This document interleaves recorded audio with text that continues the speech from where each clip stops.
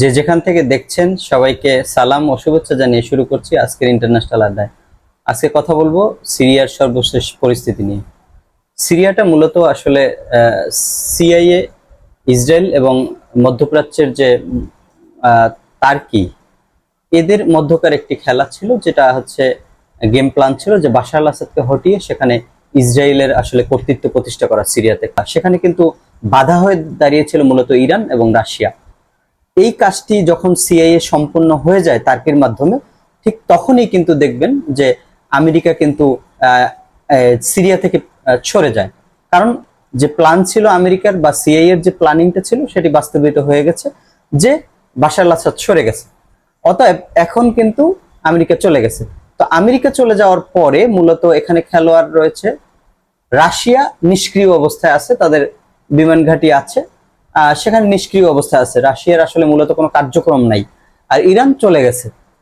তারপরে যেটা হয়েছে যে মোহাম্মদ জোলানি, তিনি কিন্তু ব্যাপক চেষ্টা করেছেন ইসরায়েল এবং আমেরিকা বা পশ্চিমা দোসরদের মন রক্ষা করার জন্য। এর ফলস্বরূপ সে কি করেছেন, সিরিয়াতে যে ইসলামিক জিহাদ, প্যালেস্টিনিয়ান ইসলামিক জিহাদ বা প্যালেস্টিনিয়ান যে সশস্ত্র সংগঠনের যে ঘাঁটি রয়েছে বা তাদের যে রাজনৈতিক যে কার্যালয়গুলো রয়েছে, সেখান থেকে পিআইজের প্যালেস্টিনিয়ান ইসলামিক জিহাদের শীর্ষ কর্মকর্তাদের গ্রেপ্তার করে একে একে। এবং আজকেও কিন্তু একজন প্যালেস্টিনিয়ান সংগঠনের নেতা, ইসরায়েল বিরোধী সংগঠনের নেতাকে আজকেও গ্রেপ্তার করা হয়। সব মিলিয়ে চেষ্টা করেছে জোলানি সরকার, বিশেষ করে যারা রয়েছেন, যে যারা লাতাকিয়া সাইডে বা উপকূলীয় অঞ্চলে যে সমস্ত আলাভি গোত্রের লোকজন রয়েছে, তাদের উপর ব্যাপক দমনপীড়ন চালিয়েছে জোলানি সরকার। চালিয়ে মূলত ইসরায়েলকে খুশি করার চেষ্টা করেছেন। এবং তাছাড়াও যে ফিলিস্তিনের যে সশস্ত্র সংগঠনগুলো রয়েছেন, তাদেরকে ধরপাকড়ের মাধ্যমে ইসরায়েলকে খুশি করার চেষ্টা করেছেন। আসলে আদৌ ইসরায়েল কিন্তু খুশি হয়নি। কারণ বৃহৎ একটি অঞ্চল সিরিয়ার দখল করে নিয়েছিল বাশার চলে যাওয়ার পরে। তারপরে সিরিয়ার সমস্ত সামরিক অবকাঠামো ধ্বংস করে দিয়েছে ইসরায়েল। তারপরেও কিন্তু ইসরায়েল শান্ত হয়নি। কারণ ইসরায়েলের তো মূল লক্ষ্য হচ্ছে গ্রেটার ইসরায়েল প্রতিষ্ঠা করা। সেখানে তুরস্কের ভিন্ন উদ্দেশ্য থাকতে পারে, যে তুরস্ক চেয়েছিল যে নেগোসিয়েশনের মাধ্যমে বাশার আল আসাদকে হটিয়ে বা ইরানকে সেখান থেকে বের করে তুরস্ক তাদের পুরানো যে সাম্রাজ্য বা ওসমানীয় সাম্রাজ্য সেটা প্রতিষ্ঠা করবে বা এক্সপ্যান্ড করবে সিরিয়ার মাধ্যমে। তো সেটা কিন্তু তুরস্ক চেষ্টা করেছে বারংবার। কারণ আমরা দেখেছি যে কিন্তু সেটি কিন্তু ইসরায়েল কোনোভাবেই হতে দিচ্ছে না। এর কারণ হচ্ছে যে সিরিয়াতে বিশেষ করে ইসরায়েল যে কোনো সময় অভিযান চালাতে সক্ষম হবে, এরকম একটি সরকার সিরিয়াতে চায় ইসরায়েল বরাবরই। যেমন ভাবে গাজায় তাদের বিমান নির্বিঘ্নে ঘোরাফেরা করতে পারে। বিশেষ করে বাশার আল আসাদের সময় কিন্তু হুট করেই কিন্তু সিরিয়ার মধ্যে ইসরায়েলি বিমান ঢুকতে পারতো না। সেটা হতেও যে লেবানন উপকূল থেকে তারা বিমান থেকে ক্ষেপণাস্ত্র হামলা পরিচালনা করতো। তারপরে সিরিয়া কিন্তু সেখানে পাল্টা মিসাইল ছুটতো, ইসরায়েলি বিমান চলে যেত, এরকম একটি পরিস্থিতি বিরাজ করতো। বা 2016 সালে কিন্তু একটি F-16 ফাইটার জেট ইসরায়েলের সিরিয়া কিন্তু ভূপাতিত করেছিল। তো সে কারণে বাশার আল আসাদ পরবর্তী যে সময় যে ভঙ্গুর সিরিয়াতে সেই ধরনের কিন্তু বিমান প্রতিরক্ষা ব্যবস্থা বলতে কিছুই নাই। তো তুরস্ক জোলানি সরকারের মাধ্যমে চেষ্টা করছে যে সিরিয়ার আকাশ প্রতিরক্ষা ব্যবস্থা উন্নত করতে, সেক্ষেত্রে বিমান প্রতিরক্ষা ব্যবস্থা বসাতে বা অন্যান্য যে ইকুইপমেন্ট গুলো আছে রাডার স্থাপন করার জন্য চেষ্টা করে যাচ্ছে। কিন্তু ইসরায়েল সেখানে বাধা হয়ে দাঁড়িয়েছে। আমেরিকা চেষ্টা করছে যে তাদের ভিতরে ইসরায়েল এবং তুরস্কের মধ্যে মধ্যস্থতা করার জন্য। কিন্তু বিশ্লেষকরা বলেছেন বরাবরই যে তুরস্ক এবং ইসরায়েলের মধ্যে সিরিয়ার মাটিতে একটি সংঘাত হওয়ার প্রবল সম্ভাবনা রয়েছে। কিন্তু এখানে বিষয়টা হচ্ছে যে সেটি কখনোই হবে না। কারণ এরদোগান তো মূলত হচ্ছে ইসরায়েল এবং আমেরিকার সাথে লিয়াজু মেনটেন করেই কিন্তু সে ক্ষমতায় টিকে আছে, বা তাদের ন্যাটো অ্যালাই হিসাবে ইসরায়েলের সাথে একটি সম্পর্ক বা ব্যবসায়িক সম্পর্ক এখনো বিরাজমান। সেই দৃষ্টিকোণ থেকে যুদ্ধ হওয়ার সম্ভাবনা খুবই কম। তো সেক্ষেত্রে তারপরেও তুরস্ক চেষ্টা করছে বারবার যে তার সামরিক শক্তি বৃদ্ধি করতে সিরিয়ার, কিন্তু সেটি ইসরায়েল কোনোভাবেই হতে দিচ্ছে না। বিশেষ করে যে কিছুদিন আগে যে হোমস প্রদেশে T4 বিমান ঘাঁটি যেটি তুরস্ক পরিদর্শন করলো, তুরস্কের যে ইন্টেলিজেন্স বাহিনী রয়েছেন তারা পরিদর্শন করে, সেখানে বিমান ঘাঁটিটি এরকম আরো 2-3টি বিমান ঘাঁটি তুরস্ক ব্যবহার করার জন্য একটি সিরিয়ার সাথে সমঝোতা করে, এবং সেই সমঝোতা চুক্তি সই হওয়ার পরে টার্কির যে সিকিউরিটি ফোর্স আছে তারা কিন্তু ওই বিমান ঘাঁটিগুলো পরীক্ষা নিরীক্ষা করার জন্য ভিজিট করে। তার একদিন পরেই কিন্তু সেখানে ব্যাপক বিমান হামলা করে, সেই বিমান ঘাঁটিগুলো গুঁড়িয়ে দেয়। এবং গতকালকেও কিন্তু সেরকম একটি ঘটনা ঘটেছে। ইসরায়েল মূলত এখন চাচ্ছে সিরিয়াটাকে খন্ড খন্ড করে দিতে, বিভক্ত করে দিতে। সেটি হচ্ছে যে সিরিয়ায় কিন্তু অনেক দল ও গোত্র উপগোত্র রয়েছে। উদাহরণস্বরূপ বলা যায় যে আলাভি গোত্র, যেটা সিরিয়ান সাবেক প্রেসিডেন্ট বাশার আল আসাদের গোত্র, এমনি ভাবে দ্রুজ সম্প্রদায়, এই দ্রুজ সম্প্রদায় আলাভিদেরকে যখন জোলানি সরকার ব্যাপকভাবে দমন পীড়ন করে, হত্যা করে, তখন কিন্তু ইসরায়েল এগিয়ে আসেনি, কারণ তারা বাশার আল আসাদের অনুসারী বা শিয়া জনগোষ্ঠী। সেক্ষেত্রে ইসরায়েল তাদের পক্ষ থেকে কোনো সাপোর্ট পাবে না, দ্যাটস ওয়াই তারা তাদেরকে রক্ষা করতে এগিয়ে আসেনি।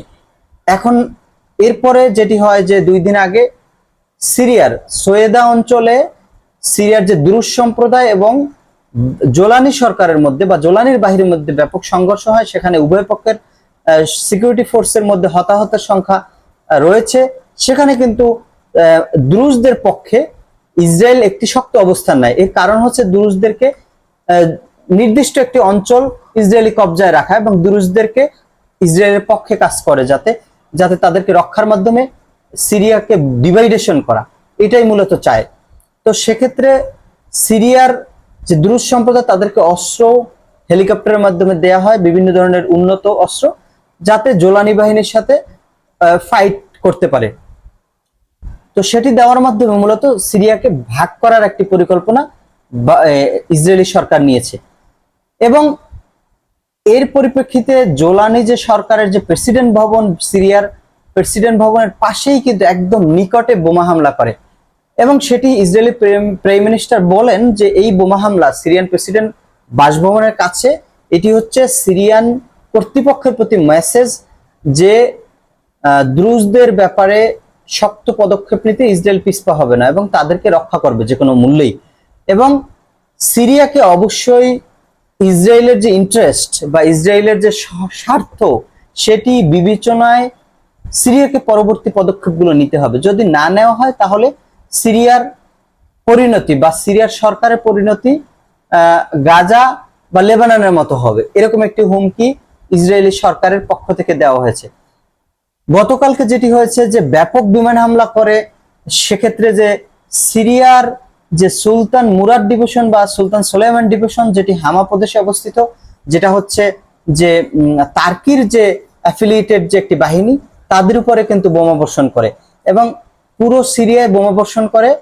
সেখানে যেটি খবর পাওয়া গেছে যে তুরস্কের জঙ্গি বিমান বা ড্রোনগুলোও কিন্তু সিরিয়ার আকাশে প্রবেশ করে, এবং ইসরায়েল এবং তুরস্কের যে পাইলট রয়েছে তাদের মধ্যে বাক্য বিনিময় হয়, কিন্তু গুলি ছোড়া বা মিসাইল ছোড়া পরস্পরের জঙ্গি বিমানকে লক্ষ্য করে তেমনটি ঘটেনি। কিন্তু মুখোমুখি এক ধরনের অবস্থান তৈরি হয়েছিল। কিন্তু এই অবস্থান তুরস্কের কিন্তু ইসরায়েলকে বোমা হামলা থেকে, সিরিয়ার সরকারি বাহিনীর উপর বোমা বর্ষণ থেকে বিরত রাখতে পারেনি। এর মানে ইসরায়েল কোনোভাবেই নিবৃত হবে না, এটি মেসেজ ক্লিয়ার। এখন পরবর্তী পদক্ষেপ তুরস্ক কি নেয় সেটি দেখার বিষয়।